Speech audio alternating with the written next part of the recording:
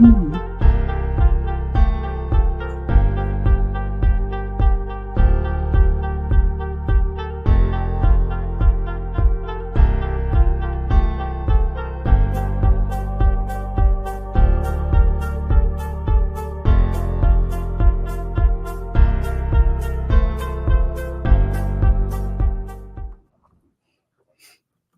my gosh, my hair. It's everywhere. Hi, everyone. It's Cassandra Williamson. Well, at least that's what it says down there on the bottom of the screen.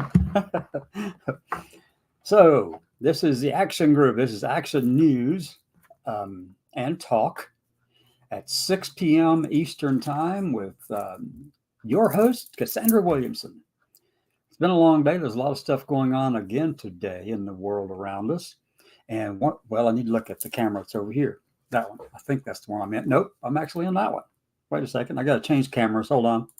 I'm going to switch over to the other camera. That's my webcam camera. It's kind of grainy looking sometimes. That one. That one's better, huh? I think anyway. No, it's kind of it's mirroring my image, so I need to change it around, I think. Yeah. Better.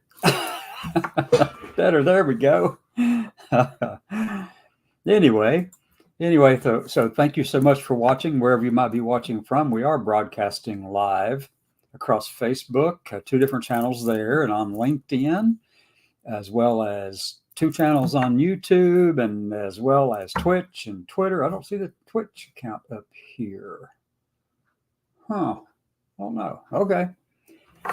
Don't see Twitch. But anyway, that's where we ordinarily broadcast to. Let me see if I can add another one. Edit the list. I'm going to add Twitch.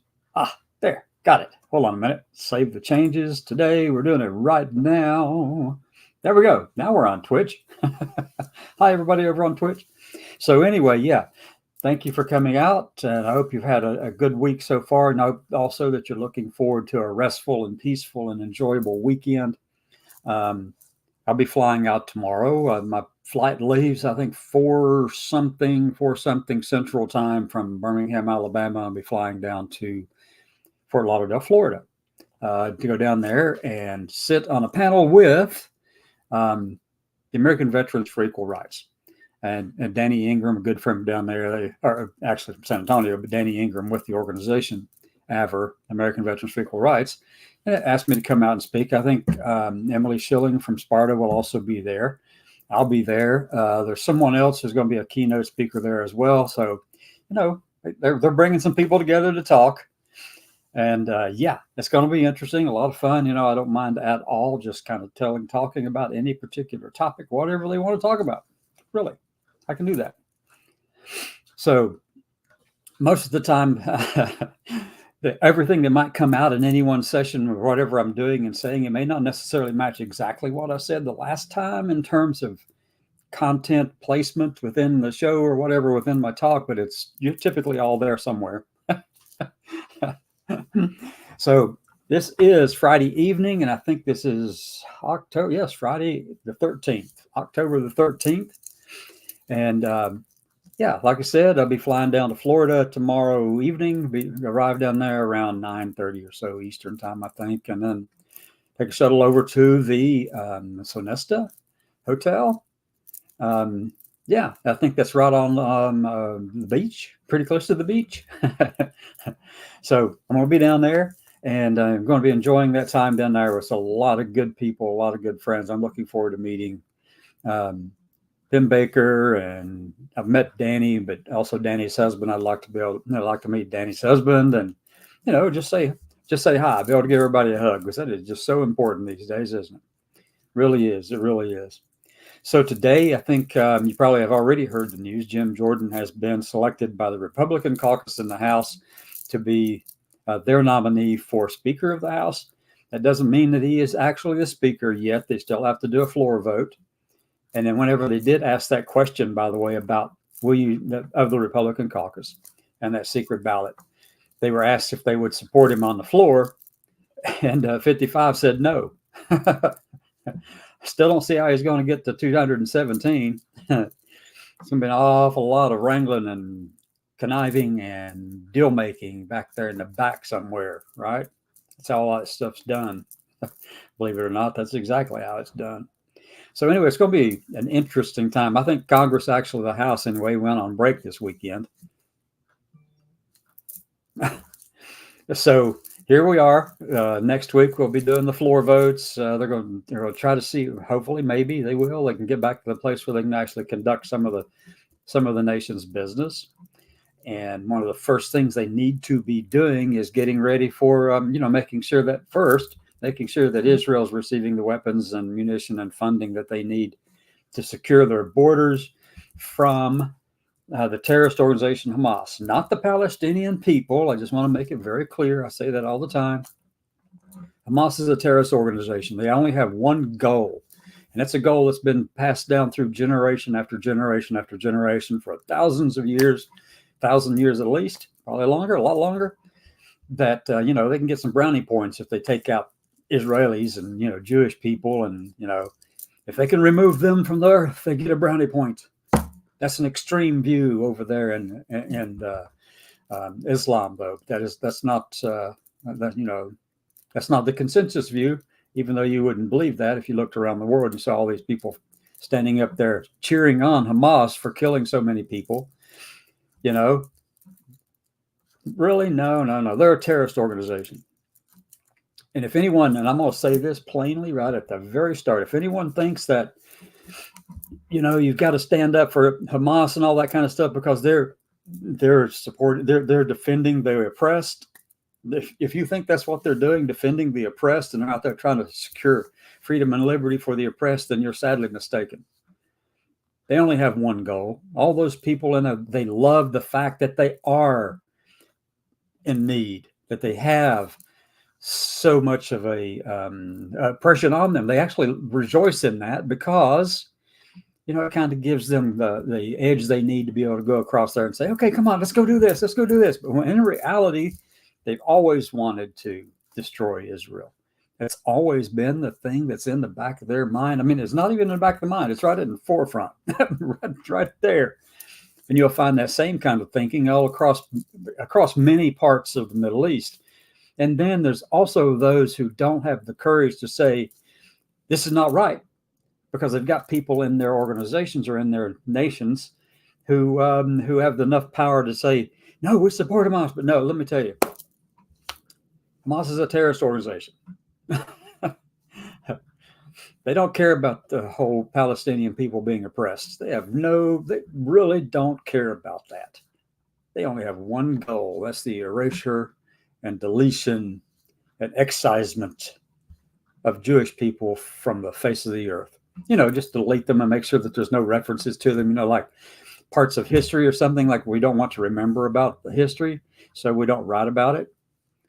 That's what they really want to do. Just remove that. And I can well see that if they were to accomplish the physical goal, then it wouldn't take them long to actually strike every reference to them ever being on the planet. Does that remind you of anybody or any organization that we're dealing with today right here in this country? It does me. And it's just as dangerous. The same kind of psychology that leads to this generational hatred of another people because, whatever the problem was way back when. I know it was sibling rivalry, and one of them thought that they'd heard from God, and then the other one blamed the other one for not doing it and all this stuff and completing the mission. And one group got mad. I mean, it's oh my God. But anyway, yeah. So it's taken them quite a bit of time to build up this institutionalized hatred for Israel or hatred for Jewish people. It is so ingrained in the extremism side of things, on the extremist side of things, that's all you can think of doing. They blame them for all of their ills. They hold them responsible for all of the bad stuff that's happened to them. Israel is it. Jewish people caused all of it. Bullshit.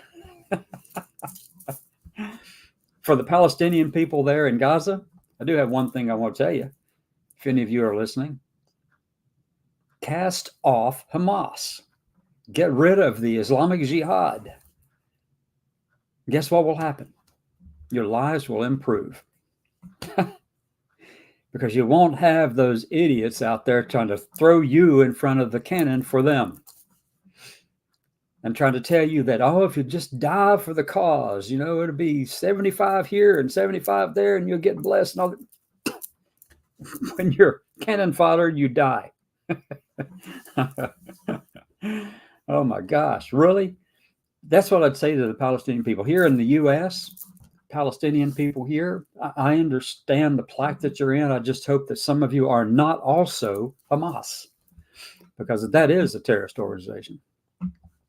So anyway, yes, a lot of this stuff is very familiar. A lot of it is very common across the whole of the way people actually manipulate other people. It's not just stuck to what's happening right now in the Middle East. It isn't. Any ideology or any religion that suddenly deems itself to be more important than everybody else, that it has a goal out there, that it's better than everyone, that God has anointed them to be better than, and all this kind of stuff, and to carry the rod or carry the staff or whatever, and that everyone else is subjugated to them and their views. I mean, that occurs in every type of ideology out there. Sure does. From Christianity to Buddhism, liberalism, democracy, republicanism, conservatism. It happens all across the board. It does. It happens everywhere. And today in America, we have an organization that is using those tactics and people. There's people also in there, and a bunch of organizations all have deemed a certain population in the United States as they're the cause of all that's happened to us, all those hurricanes, tornadoes, storms, and droughts and all that. Blame it on the LGBT people. They're the cause of it. And I've got 2 syllables for that too. Bullshit. That's the truth. I mean, it's just asinine to say stuff like that. Really is stupid. Jeez, I don't even what do you got going on in there between the ears? Marbles bouncing back and forth, maybe just 2. And they're not even large marbles, the small pea-sized one that you might find in like a pellet in a gun or something or other. Just, little tiny thing. It's ding, ding, ding, ding, ding, ding, ding, ding. Jeez, come on, people. So that kind of stuff goes on everywhere. It's not new to Israel. It's not isolated strictly to the Middle East either. It's everywhere. We've got extremists right here in this own country who actually agree with what Hamas is doing. And for me, that is just baffling in a land of the free that you would think that of another group of human beings. You got people right here in this country who seem to think that it's all right to segregate people out and just say, okay, all the Indians go out west, or all the natives or the indigenous people, they're out west, we'll leave them out there. All the poor folk go to Appalachia. And all the African Americans, they got the South. And then kind of wall them off, and establish some kind of thing over all this. That is so crazy. It's just not going to happen. I don't care what you say or how you kind of manipulate that or how you fooled yourself into thinking that. And the reason I brought that up is because somebody actually mentioned that here one time at the beginning of this past week. And I'm thinking, I don't mind having people on to talk. And not at all. I mean, you're entitled to your views as you see fit. You can defend them however you wish. But if they involve harming other people, isolating other people, separating them out because they don't look like, act like, sound like, believe like you, then that's wrong. There's that's an abyss where there is no morality there. That is an echo chamber that you have convinced yourself you're part of because, somewhere in there, apparently you've been told that that's the way you should think. But then again, that's exactly the generational crap that Hamas is dealing with over there as an extremist organization, wanting to erase Israel. It's the same type of stuff. There's no difference. It just has a different name or a different face. Still the same kind of result, though, because you get to lord it over somebody that you don't like. Oh, my God. I'm just flabbergasted by this. You got people who are rational and very consistent and logical and all this kind of stuff, and they present good arguments on this side or that side or whatever, but then they're not consistently the same across the board. I mean, everybody's just, I mean, it's a mess. People are a mess in their thinking, in their presentation of their views. People are a mess about all that kind of stuff. They're not consistent. They're not rational about it. They may seem to be rational here and seem to be rational here if you separated two, but no, that's in one person. It just goes all over the place. There's no rational consistency in it. Oh my. So bet you're wondering who that organization is. If you've been listening to a lot of my shows over the past 3 or 4 weeks, you'll notice that I've talked about one specifically. And they're more than welcome to come on here and talk. I mean, we serve so they can say their piece, correct? Everyone out there watching? Yes, absolutely. Even if you disagree with me, I serve so that you can say that and you can believe that all you want. You just don't have the right to try to erase me or delete me or excise me from the face of the whole federal enterprise or across the country. You just don't have that right, but you can certainly believe whatever you want.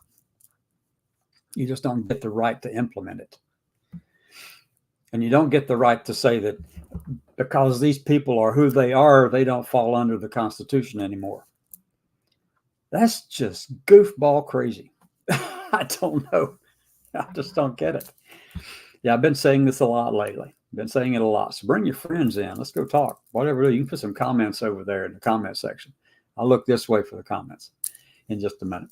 But anyway, so that's a lot of what we're talking about. We've been talking about it forever, but I'm going to bring back up here. Let's go take a look at the actual Project 2025 website. Let's just kind of go meandering through, okay? If they haven't blocked me already. Project 2025 .org. There we go. Project2025.org. Project 2025. Let me just share this page and we're going to look at some of the things that they are planning to do. But first I want to, before I even show that page, let me go back and just pull up the other document so that you can actually see what they have said and read it for yourself. Okay. Let me get back to StreamYard. Let's go over here to share and share screen and tab. That's Project 2025. That's that. This one. Here we go. Ta-da. All right. So that's where we left off earlier today around noon, talking about a lot of the stuff that's in this. I think I made it down to the big red block at the bottom of the screen there. Oh my God. Up above it, they kind of tell you exactly what they want to do. Look here. This is in the first couple of paragraphs in their promise number 1. And this is just in the forward, folks. This is in the forward. Oh my gosh. So right here in this one, I have to keep repeating it because I can't believe somebody would write this stuff. And especially somebody who's a historian, an early American historian, and then write it with such force. And you'll notice what I mean. We're just going to read through this. Okay, this right here. First thing, I'm going to read it again because it is so important that we get this word out. This is what they want to do to everyone who doesn't look like, act like, believe like, think like them. And they also think that you're not worthy of the constitutional protections either because obviously they're the only ones right and who can interpret that correctly. Jeez.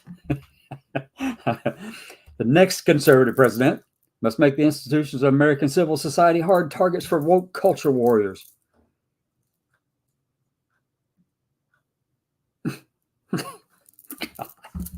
This starts with deleting these terms: sexual orientation, gender identity, diversity, equity, inclusion, gender equity, gender equality, gender awareness, gender sensitivity, abortion, reproductive health, reproductive rights, and any other term used to deprive Americans of their First Amendment rights. I'm going to stop there. There's no period there. There's no comma there either, but I'm just going to stop right there for a second.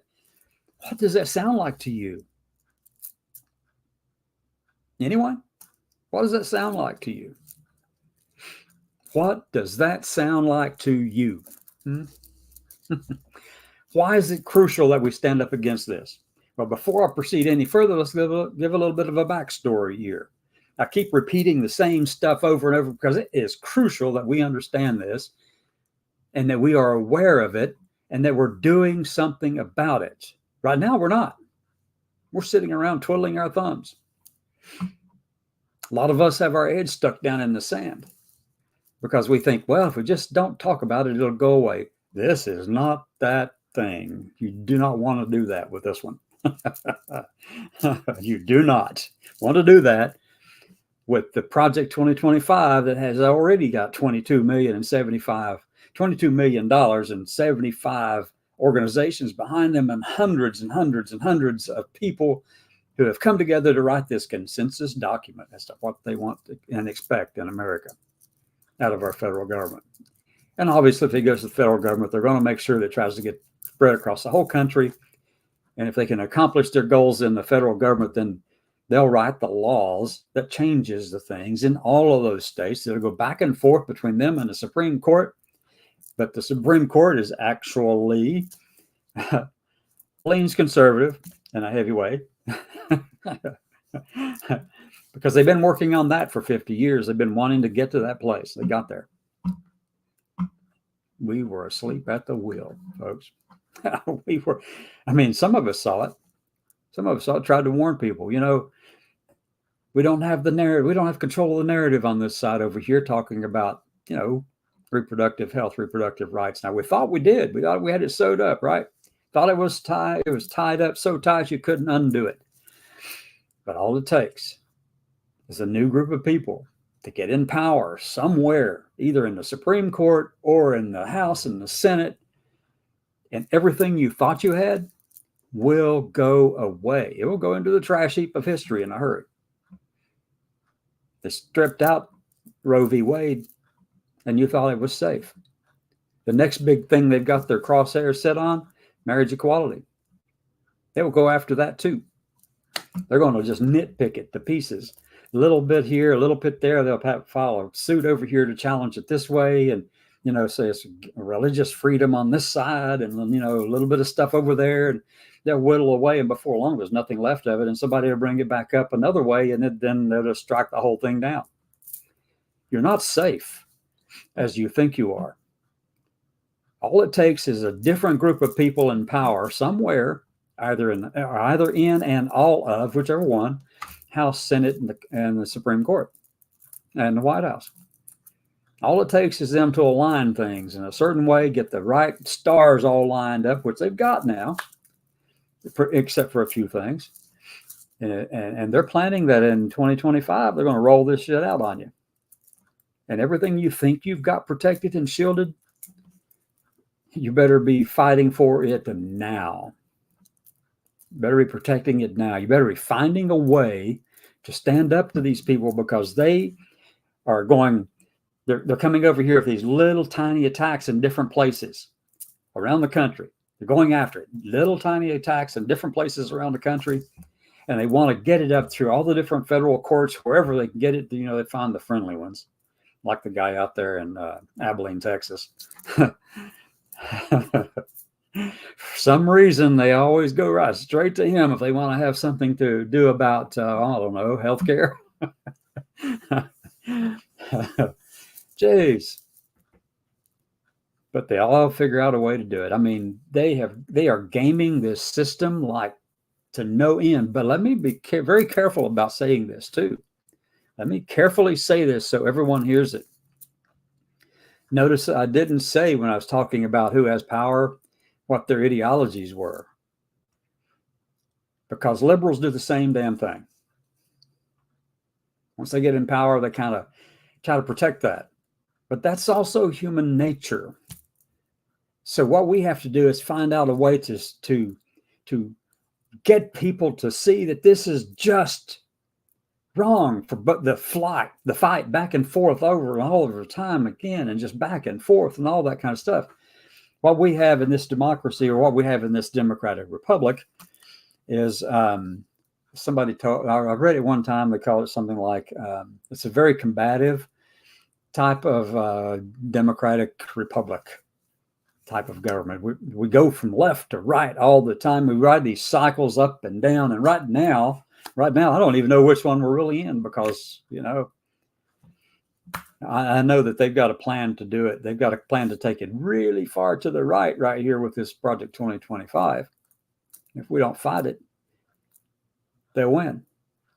But we can't. But the thing is, two things. There's another point here too. I want to get this out clearly for all of you. If anyone's listening,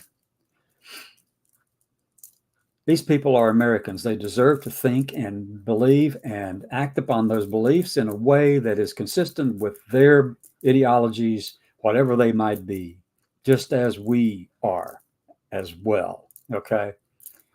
Don't ever go down the road trying to say that that person's less human or less natural or less American than any other. We see it all the time, everywhere. Every time you look at something somewhere, you'll see some writer on the conservative side saying anti-American left. And then you'll go over on the left side and you'll see somebody over there saying the anti-American right. People, they're Americans, period. Left and right. We come by it naturally. It's ingrained in who we are. We've got to stop with that and try to find a solution that actually allows people to live freely and to enjoy the blessings of liberty that the Declaration of Independence spoke so much about. Right? Now, the Constitution is supposed to protect. In no case should anyone say this about depriving Americans of their First Amendment rights.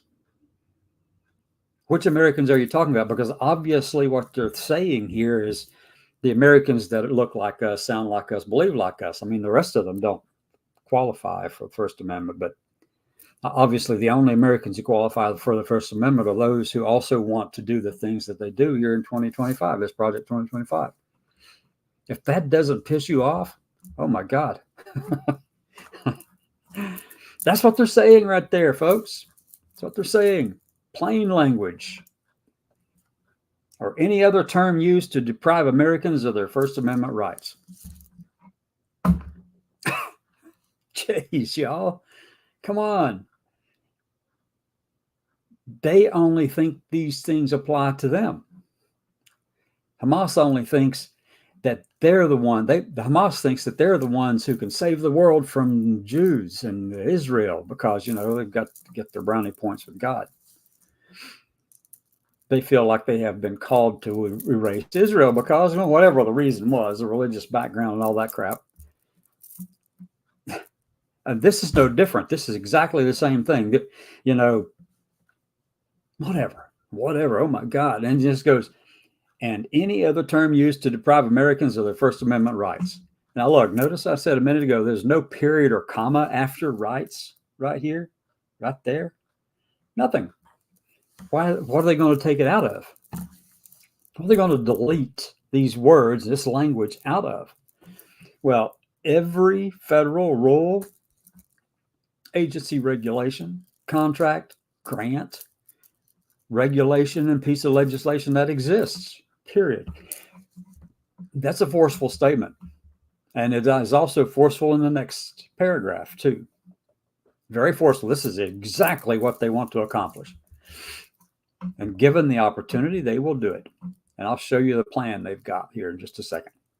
All right, this next paragraph conflates all kinds of stuff, and it is just a method. It is an attempt to scapegoat a whole group of people, to scapegoat them, to dehumanize them, so much so that you can do what it says in the last little red block. Imprison them. Or shutter their businesses if they're contributing to any of this stuff that has to do with transgender people. But they're connecting all of it to pornography and sexualization of children and stuff like that. But they're connecting it all together. And then they're saying transgender ideology. I don't know about you, but do you feel like you're an ideology that is just suddenly something that, if you're trans like me, but you're just feeling like an ideology somewhere that suddenly you just thought of this idea and that, you've bounced it around in your head with the several marbles you got there, and you go, I kind of like that ideology.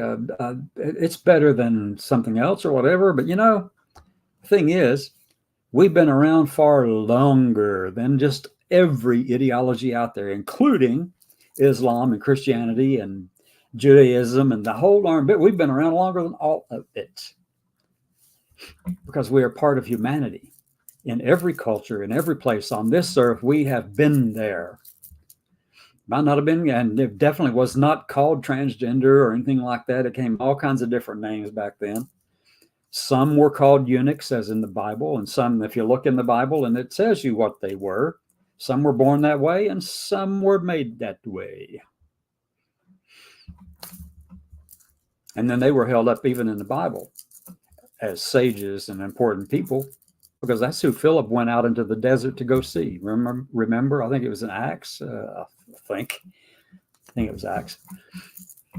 Philip, very devout person, directed by God to go out into the desert. And who did he meet? These stories. He was directed to meet a person from Ethiopia. And that person happened to be a eunuch. But you know what? Philip never once said anything about that person being a eunuch.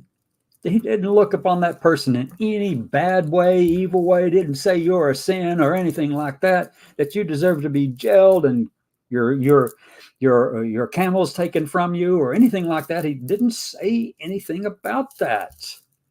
Not once did he say that. What he did say was that he did tell him about their God, and they told him about the whole plan and all that kind of thing, and that they had a message to take back to the Queen of Ethiopia. And it goes on his way. Philip goes on his way. But not once was it an issue that Philip was talking to a person who was a eunuch. They don't tell us if that eunuch was born that way or made that way.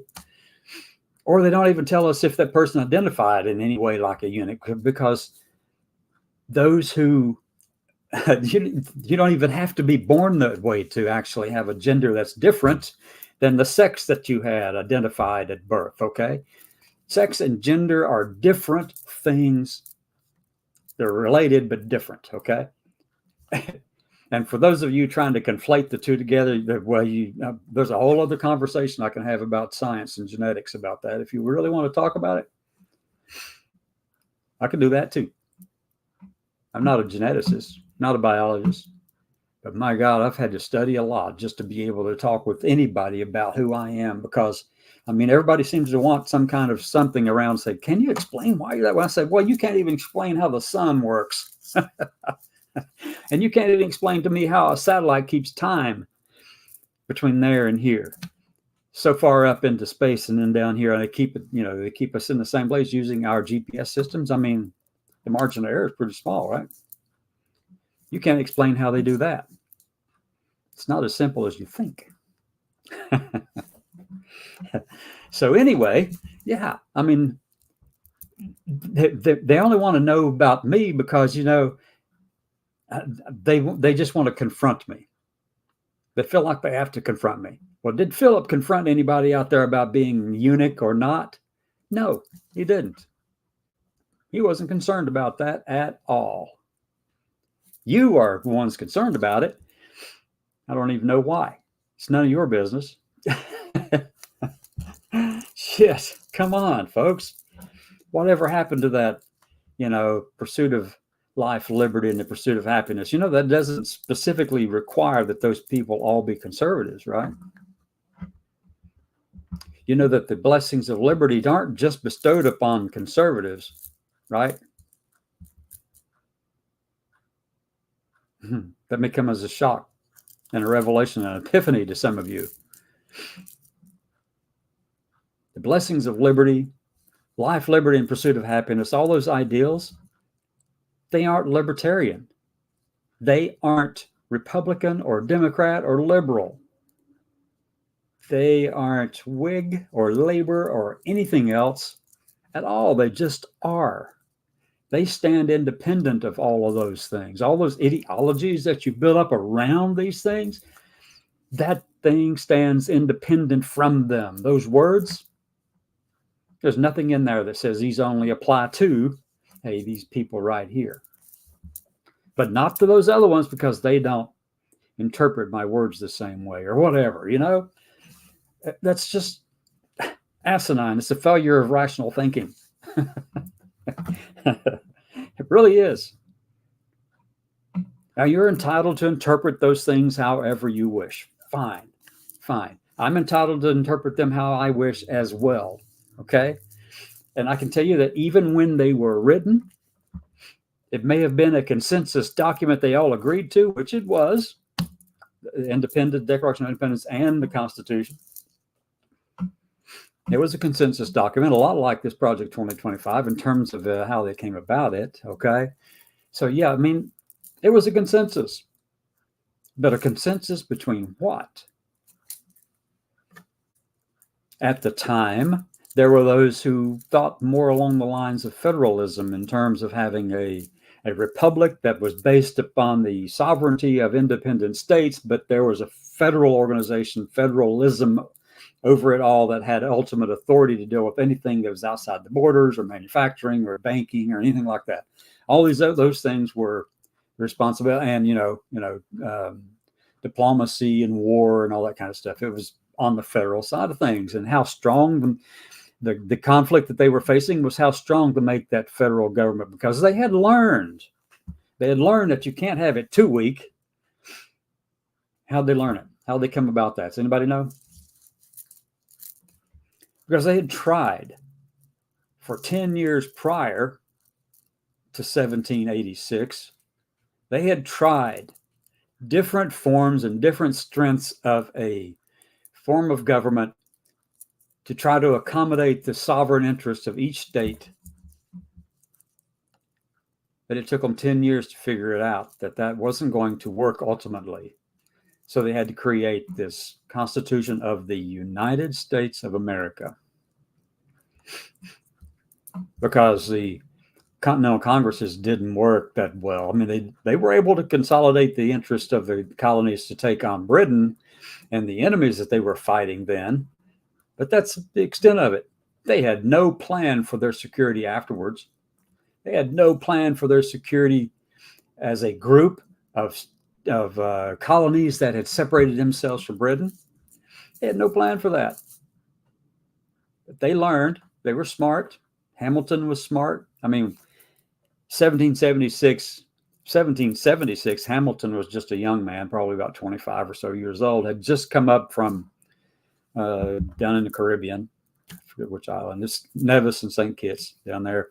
But anyway, it came from up there or down there, and had gotten into college there in New York City, and whenever the Declaration of Independence was declared, shortly thereafter, he brought together a group of people out there on the campus at the university he was going to at the time. But yeah, he wasn't involved in that initial stuff in 1776, but in 1776, but in 1786 he was, because he had learned and adapted and thought through all this stuff, and he was more of a federalist, as was Washington. And Madison, really, even then too. But Madison kind of changed direction after his conversations with Jefferson. Jefferson was not a federalist until he became president. Go check it out. That's true. He was standing up for the states' rights, states' rights, states' rights. Oh, I'm president now. Nope, you can't do that. We got to do it this way. Let's go down here and get Louisiana. We'll spend $12 million. We'll buy up the Louisiana Purchase. We need that to expand our territory. He was opposed to all that stuff before. He was opposed to manufacturing everything before. He really hated Hamilton, because Hamilton had come up with all these plans about manufacturing and banking and all that stuff. And I mean, Jefferson just didn't like it. He thought they would destroy the agrarian economies of the South. Really did. And but when he became president, he realized, oh wait, Hamilton was right. But by that point in time, Hamilton and Burr had their little shootout, and Hamilton was gone. Can you imagine what this country would be like if Hamilton had survived or not even participated in that duel? Can you imagine how much better off we would be if these leaders had not died off so quickly, or had so much pride that they could not figure out a way to not do that, knowing they couldn't survive anyway. Usually, I mean, if you get barely nicked back then, you were not going to come out well. So anyway, I digress. I really went over into the ditch right there with a lot of that stuff. But that's where we get all this stuff from, all of that. I mean, we are that. But for somebody to say what's written right there, deprive Americans of their First Amendment rights, then you are saying that only your Americans are the ones you're concerned about. Only those who look like you and believe like you are the only ones you're concerned about. And I'm going to tell you, that is wrong. You might not see it as wrong. You may believe that you're right, but you are wrong. W-R-O-N-G, wrong. Period. Right. Because those blessings of liberty and the life, liberty and pursuit of happiness, they apply to all Americans, whether or not you agree with them or not. And what you're saying is, but all these others up here, I mean, those are just not good enough for us. And in one place in here, you say they're unreal and unnatural and all that kind of stuff. And this is Dr. Roberts, who's president of Heritage, who wrote this forward. And then you go down in here and you talk about the transgender ideology and all this kind of stuff is not a political Gordian knot, inextricably. And I love to read this because it's so academic, erudite. Okay. I get a kick out of it. It is not. Now, and the funny thing is, that line is not a political Gordian knot.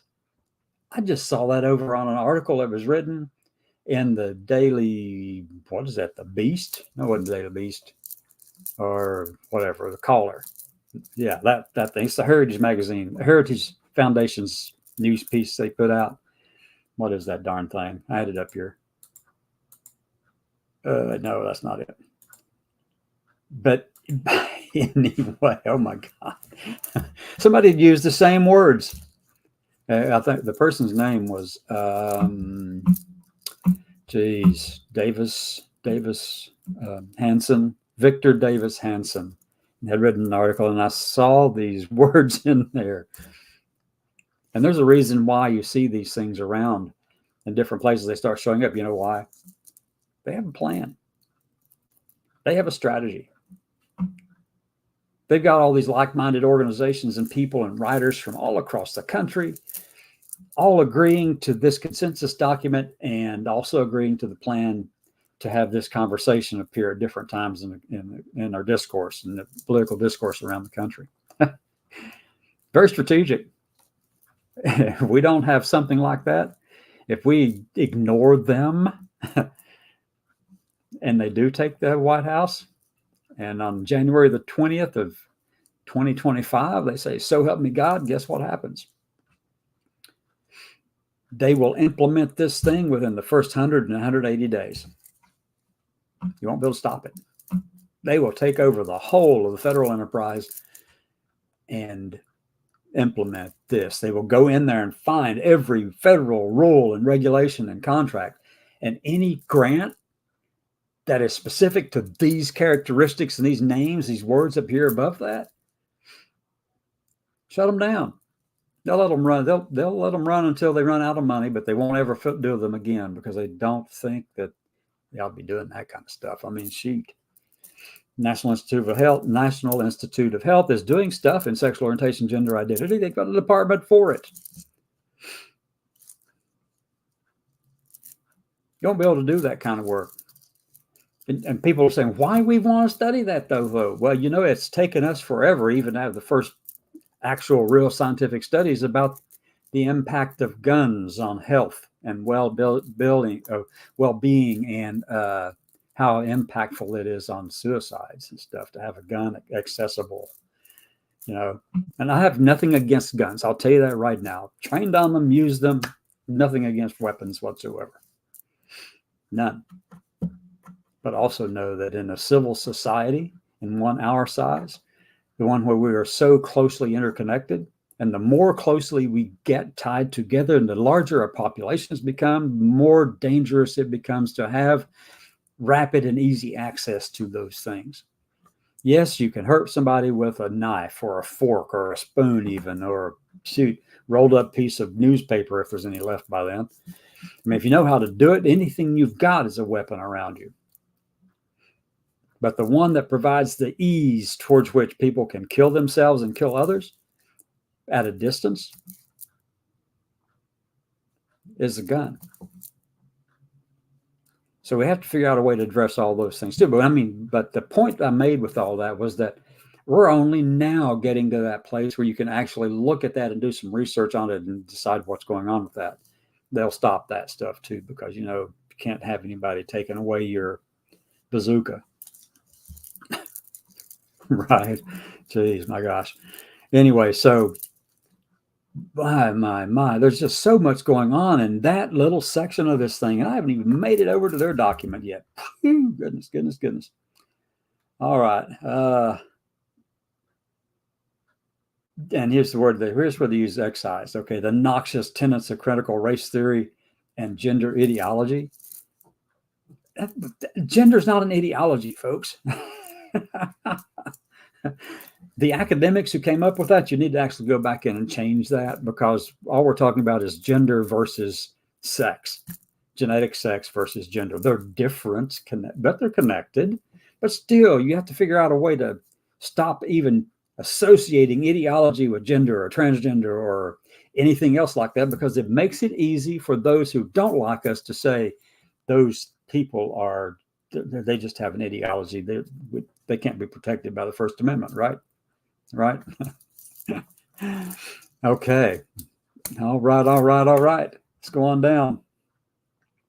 So let me stop sharing on this, and I'm going to go back to where we actually can look at Project 2025 itself, the actual site, the website, because that'll tell you how they're going to do this. And let me go back and get to where I can see you and you can see me. I see there's some comments over here in the side. I'll get to those in just a minute. We can go on for a little bit. I do have another meeting tonight I have to go to as well. Well, I don't know. I think we kind of put that off. Anyway, so let me take a look. Let's share one more thing, and we're going to look at exactly what project2025.org has on their website. You ready? And some people out there, and I will tell you this, some people out there they think that I'm shedding too much light on this and putting too much of a focus on this. If we don't, we will be erased and deleted and excised. They already think of us as being unreal and unnatural. They already think of us as not being human enough to deserve protections of the First Amendment. I mean, that's what they are saying.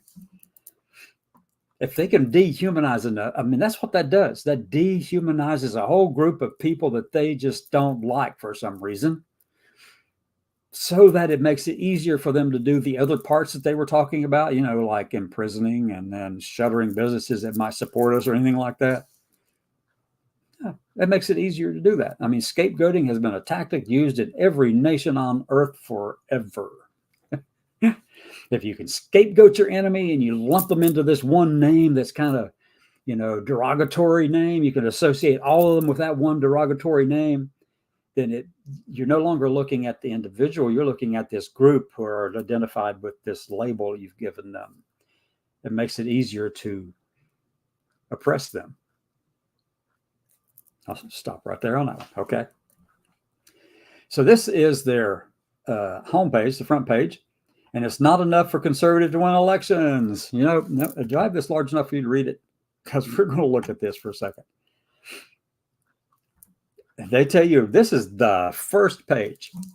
It's not enough for conservative to win elections. If we are going to rescue the country from the grip of the radical left, there's hypocrisy in that, right? Do I even need to go there? What we're looking at is the radical right, trying to tell people what the radical left is thinking about and calling the radical left anti-American and, unreal and unnatural. Okay. All right. We need both a governing agenda and the right people in place ready to carry out this agenda on day one of the next conservative administration. They have plowed $22 million into this thing. They've set up some training academies. I'll go up through here at the top at the tabs. You can actually go to look yourself. Go through this thing. Go through it. This is the goal of the 2025 Presidential Transition Project. The project will be built. It will build on 4 pillars that will collectively pave the way for an effective conservative administration. I mean, that's exactly what was written in the Constitution, right? Those blessings of liberty only apply to conservatives. And at that, they have to be far right extremist conservatives. Anyway. Oh my gosh. Policy. And here they've got this. And look, this is really fascinating to me too. This book is an invitation for you, the reader, Mr. Smith, Mrs. Smith, and Miss Smith.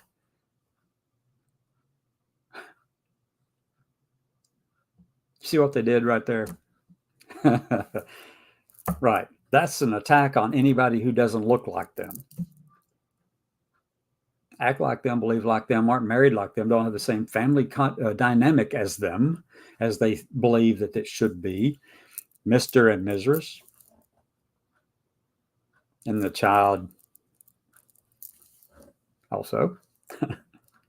To come to Washington and support those who can. Our goal is to assemble an army of aligned, vetted, trained, and prepared conservatives to go to work on day one to deconstruct the administrative state. That's their ultimate goal. That's true. That's what they want to do, is to reduce the size of the bureaucracy in D.C. But they have to do 2 things to make that happen. You know what they are? You know what those 2 things are?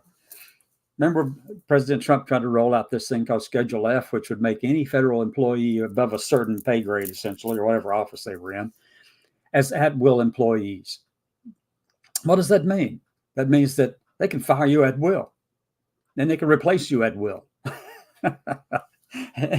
That's the first thing that'll have to be accomplished, is that this new president, if they're a conservative person and they step in there, they're going to have to implement Schedule F. Okay, they have to do something like that or very similar to it, so that they can make all of those employees over there in the bureaucracy at-will employees, and then fire them and replace them with all these people that the Heritage Foundation is training, using that $22 million to train. That's what that's for. It's an army of aligned and vetted and trained and prepared conservatives. That's what it's all about. They want to make sure that they're ready and have their security clearance lined up and all that kind of stuff. Anything that they want to do to be ready to step into a position that may require all that, they are going to be ready. Unlike in 1980, when they did this with Reagan, they just handed the document over. Reagan knew about the document. He was prepared to go ahead and do it. But there was nothing in it about how to do it, or even to make President Reagan's job easier to accomplish this. He had to be the one, his administration had to be the one to go through and vet and test and find people to fill different places in the halls of government or whatever. But this, on the other hand, is a totally different animal. They learned from their mistake then. They were only able to get 60% of their document accomplished then in Reagan's first 100 to 180 days. They considered that a failure because they weren't able to get all of it done. But here we go. Here we go. Now they learned from that. What did we learn from it? I don't freaking know. I think we just kind of said, yeah, come by, yeah, it's going to be all right. Well, okay, right on, right on. And I'll tell you this too. This is really funny to me. But over there in that document, in the forward to the Project 2025 mandate for leadership thing, you know, in that thing, Dr. Roberts actually says the chic elite or something like that from the 70s. And I'm like, I lived in the 70s. I sure don't remember it as being chic. The cultural elites of the 70s.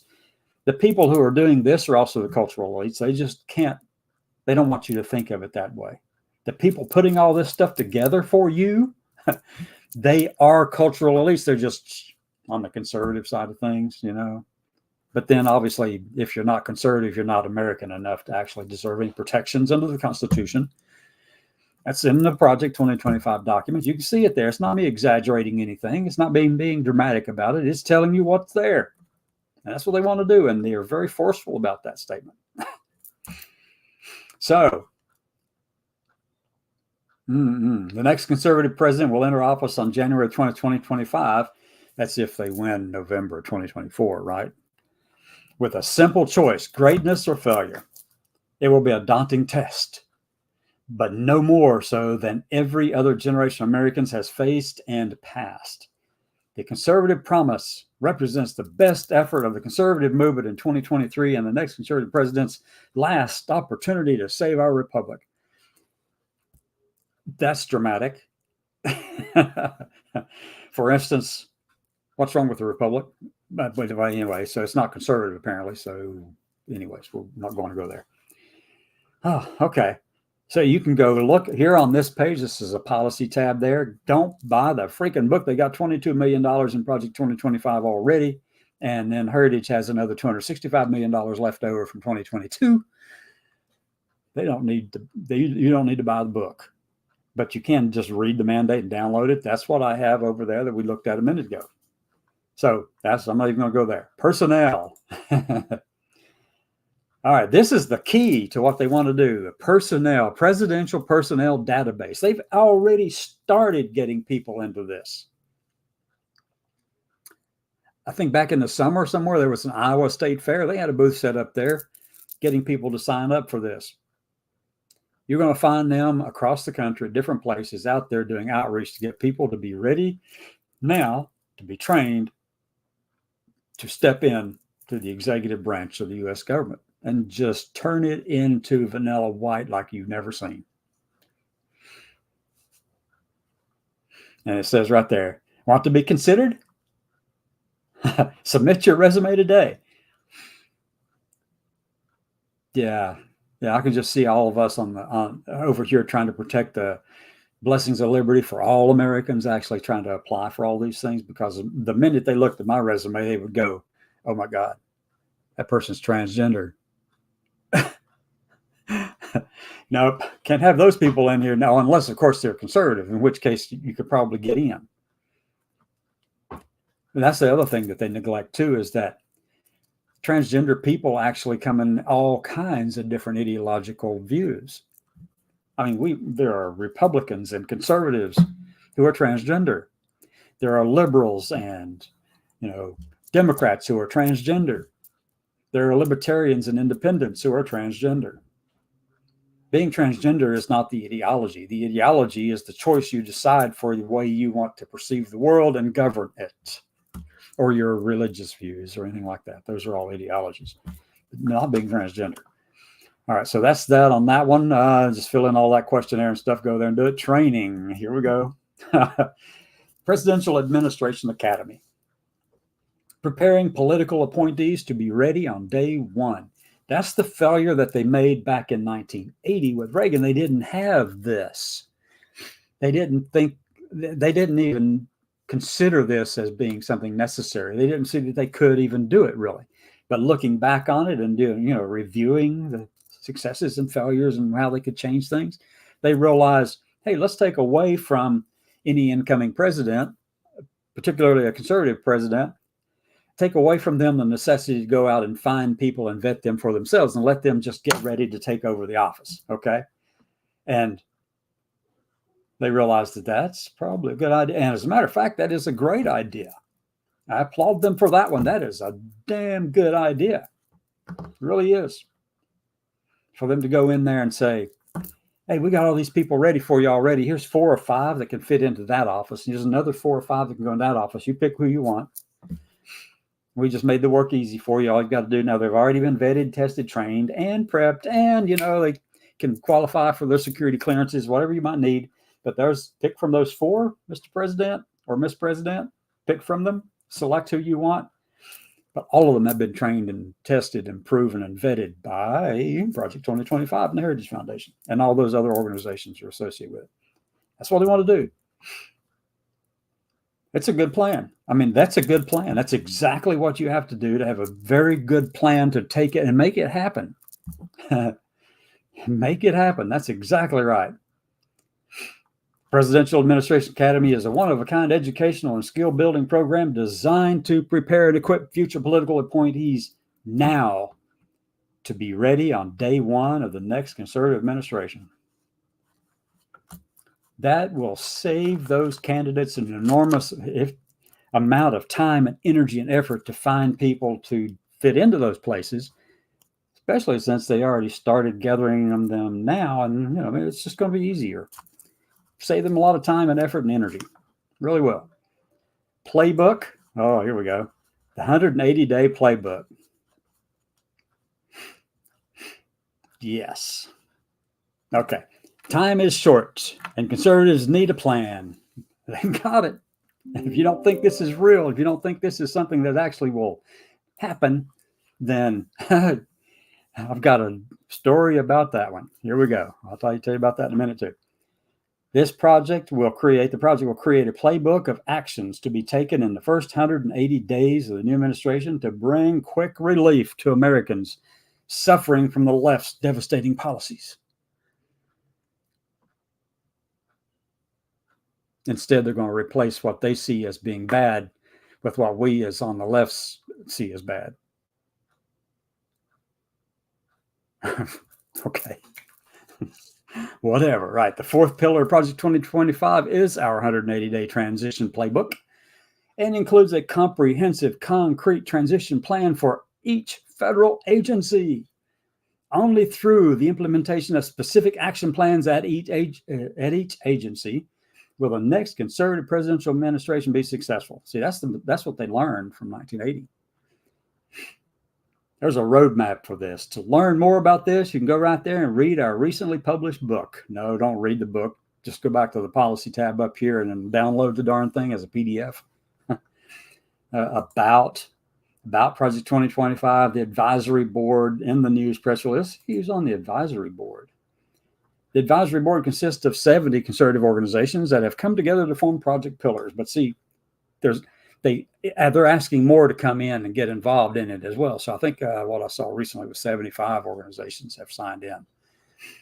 And just about all the conservative presidential candidates have already seen this and agreed to it. So don't think that you don't plan on doing it. Does your organization want to join us in the fight for our country? I wonder if we ought to sign up.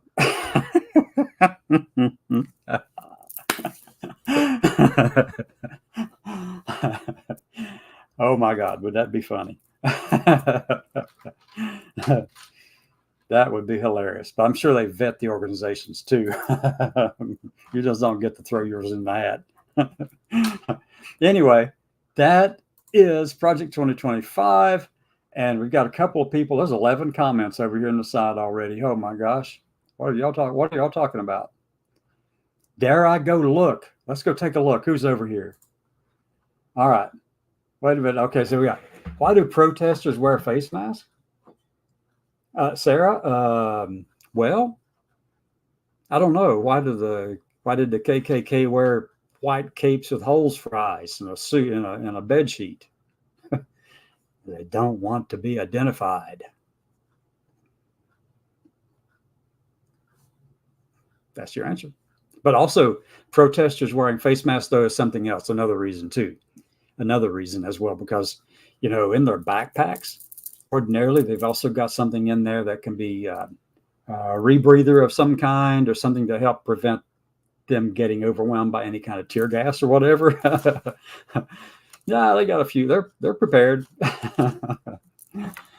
That's what that's all about. Let me see. That was what Sarah said. So there's Sarah. We put Sarah here. Why do protesters wear a face mask? All kinds of reasons, but the biggest one is they just don't want to show up on the public news. They don't want to. I think what I'm going to do is change my camera over to here for just 1 second. Give me 1 minute. Let me go to settings. I'm going to change the camera back to this one. Now, that way I can look into the camera. I may have to take these glasses off because they're very reflective. Put the other ones on that have less reflectivity.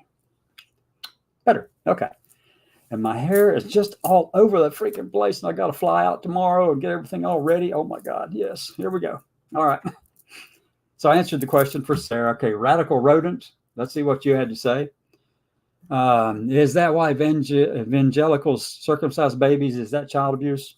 Well, it depends on who has the definition, right? Who writes the definitions, who has control and the power to write the definitions, then they can decide whatever the hell they want with those words. And for many people, that is. But for many, it's not. So I don't know how you're going to divide that when you can't go to Solomon and say, can you divide this up and make sure it works? Okay, let me go on down. I said, good news is 2025 is getting more airtime. Word is getting around. Absolutely, 2025 is getting more airtime. It has to. If we don't, we lose. It's that simple. We sit back here and do nothing. Guess what happens? They accomplish those words that were very forcefully stated: erase, delete, excise, all those unreal and unnatural people. And I have to applaud somebody. I've mentioned this just about every show since I discovered it. Some people out there, the people who are writing all of this stuff, if they were honest with themselves, if they were self-aware enough, they would know what this ideology actually is that they're trying to push out. There's not conservative ideology. It's actually a theocratic ideology. And there's another word that goes after it that Matt Walsh, the other conservative pundit out there who talks a lot about all this stuff, but Matt Walsh is aware enough to actually put it out on his Twitter feed as a description for his profile. And it will come as a shock to many people. If you're watching this, you've never heard of it, it will come as a shock to you. Matt Walsh calls himself a theocratic fascist. He is self-aware enough and got the kahunas enough to admit it. The rest of this stuff in Project 2025, same thing. They match every descriptive category or checkbox of what it takes to get there. Now, don't get me wrong. There's also people over on the left who could fit in that same darn category of things, and they're just as wrong.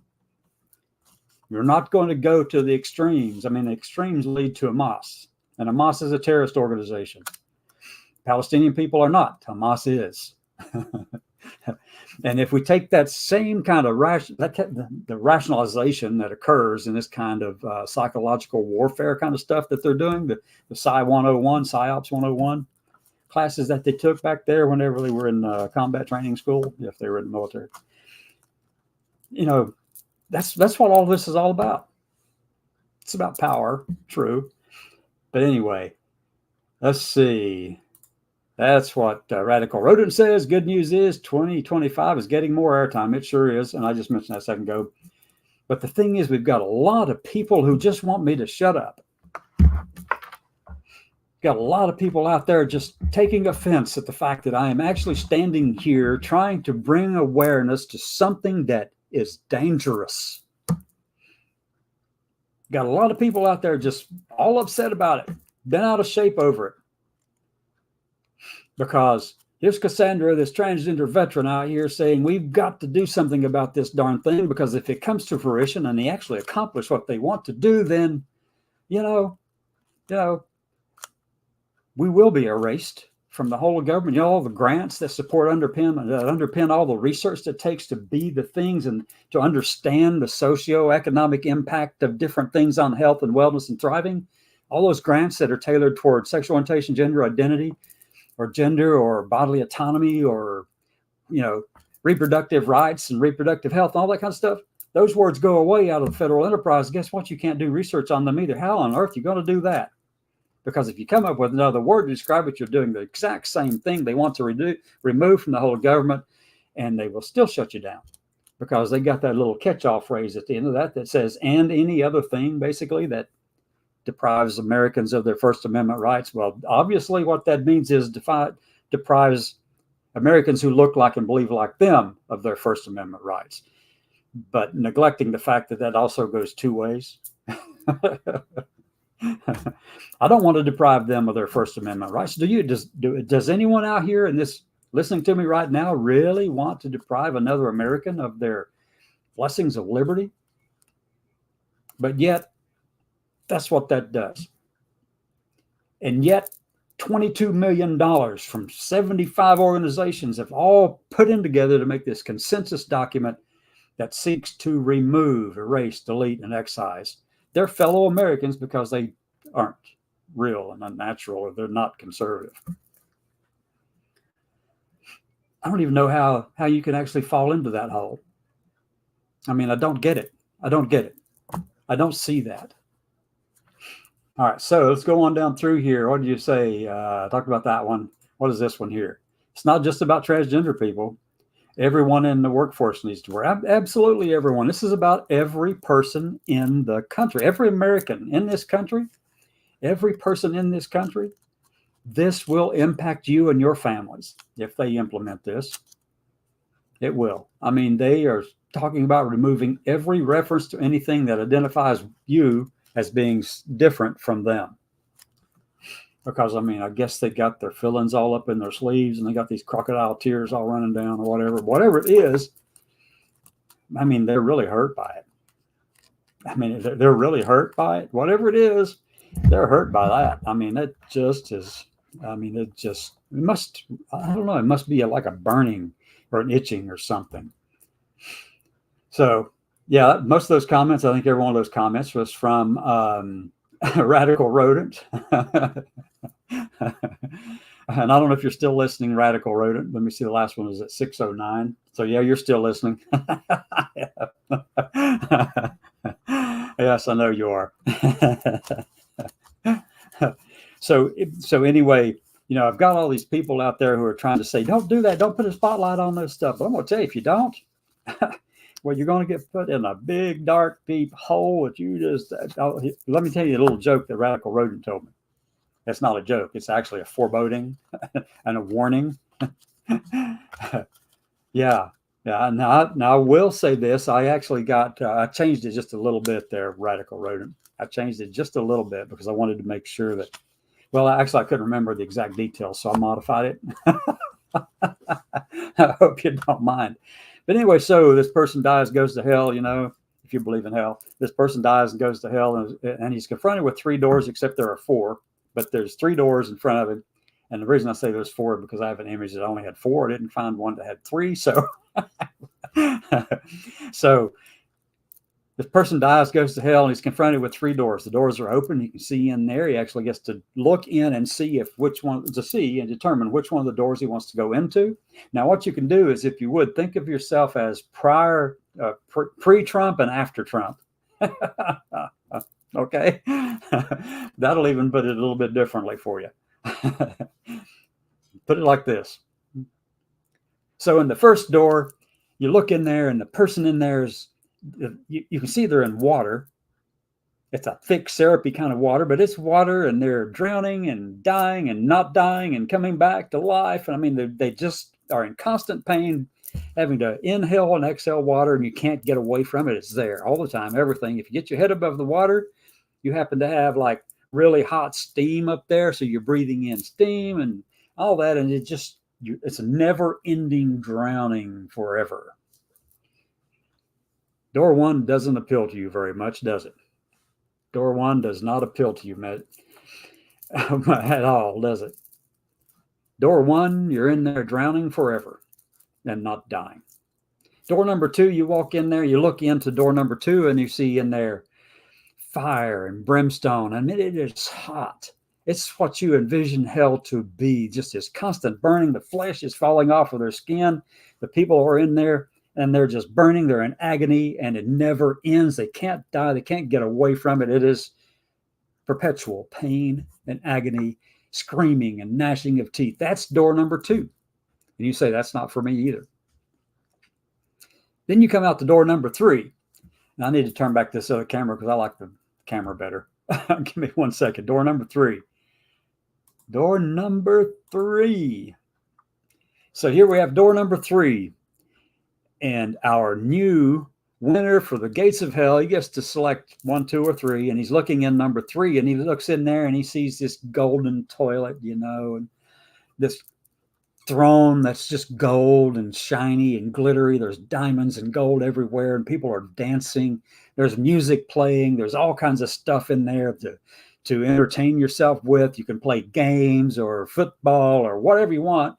You can go in there and do that in door number 3. I mean, just look in there. They're standing around partying. drinking their favorite drinks and, smoking it up if they smoke, or, they're just having a good old time. And they're in there just, you think, really, all that shiny and gold stuff in there is so pretty, it's so attractive. Let's go in there. And you do. You go in there, and you get your little table and booth, and then somebody brings you this drink that you want, and it's in this goblet that's just encrusted in gold and diamonds and stuff. They're pampering you, and they really got all that kind of shiny stuff, and you're just into it all, and you're just enjoying the music, every bit of it. And then out of nowhere, what happens is you hear this big bullhorn that says, "Breaks over, head back, bend over, put your head back in the shit," because you didn't see that you're actually standing in crap. And then you realize the mistake you made. That break, that was once in a million years. You just happened to look in at the right time. The rest of the time, they had their head stuck down there in that bat guano down the bottom underneath their feet, constantly having to dwell and live in that. They had no other way out. Yeah. Makes them want to think they probably ought to go over there and just go ahead and get in the water. But no, there's no safe place down there. Even if you tried door 4, you wouldn't be in a safe spot. So anyway, I just wanted people to see that, because there are some things out there, and I can go on and on and on about all this. Far too often we fall for and are drawn to the shiniest things around. The most money, the most precious metals, beautiful, beautiful ornate granite and all this kind of stuff. And you fall for it, and you think that that's what it means to be productive in American society. And you gravitate to that because you think that maybe that can actually help us. In reality, what has happened is you actually fulfilled one of those requirements within the New Testament somewhere that talks about, falling for the glitter and the shiny stuff. The very elect will fall for that. That's what's happened. That is what happened. And now we're starting to see some of those very same people waking up and realizing, oh my God, we fell for this person. They conned us right out of it. And that's exactly what happened.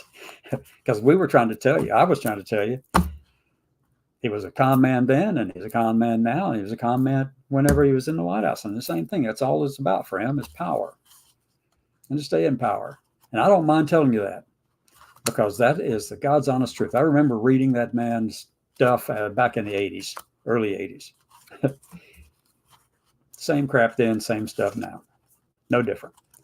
But the thing is, and the reason why people seem to think that it's possible for forgiveness and redemption, because that's in the Christian faith. You can be forgiven for all your sins. That's the whole thing in there.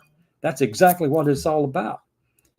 And I know that that's where they're coming from whenever they say, well, give him a chance, because obviously he fooled you into thinking that he was like you. And actually, he really isn't a performer. And for the life of me, I can't see why on earth he is so high up over there on that side. And what I'm talking about right now, by the way, is my opinions and not those of the organization that I'm a part of. Okay, so I'm going to scroll this across the bottom down here. I want to scroll it across because I want it in the recording. And then go down here and see this. Okay, we're going to put this across the bottom. Action, news, and talk at noon Eastern and also at 6 Eastern. There's my contact information. Disclaimer, the conversations presented here are solely the thoughts and opinions of me. Okay? Me. And do not necessarily reflect those of TDV Action, any department, agency, or other people at all. And then I say this very clearly too. If you're under the 18 years of age, you have no business being in this show. Leave. Get out of it. Stay away. Don't come back. All right. Anything else anybody want to talk about over there? Because we've got a lot of stuff going on. It is now 7:20. And I think we've had a good conversation going on so far. Radical Rodent, thank you. Sarah, thank you for being in here. And anyone else watching over here in the different places, either on Facebook, LinkedIn, YouTube, and Twitch and Twitter, and on the website. It's all there. It's all there. Find it. As a matter of fact, that's really funny because over on a lot of those conservative sites where they're talking about anti-trans this and anti-trans all that kind of stuff, I say, oh, why don't you come on over to our live show and check it out? Let's have a conversation. So far, none of them have even bothered to come over here that I'm aware of. I've been telling them that for 2 days, and so far nobody has shown up. We'll see. Anyway, it has been fun. It's been engaging. Tomorrow, I do fly out. I won't be back on here tomorrow. Likely won't be on Monday either, because I'll be flying back to Birmingham, back to Alabama then Monday afternoon. And I'll get back here after the show ends in the evening even. So anyway, y'all have a good weekend. Enjoy yourselves. Be safe out there. Keep your head on the swivel. There's a lot of stupid people out there who just don't like anyone who is different. Have a good one, everyone. And I think I look over here. That's the camera. I want that one. Let me see. There's 2 more comments in here. Can I go get tea? Yeah, you can go get tea. And then let me see. America, wake up and think this is real. Yes, it is very real. Okay, everyone, I am gone. I'm turning off the live stream. And with that, I wish everyone a great weekend.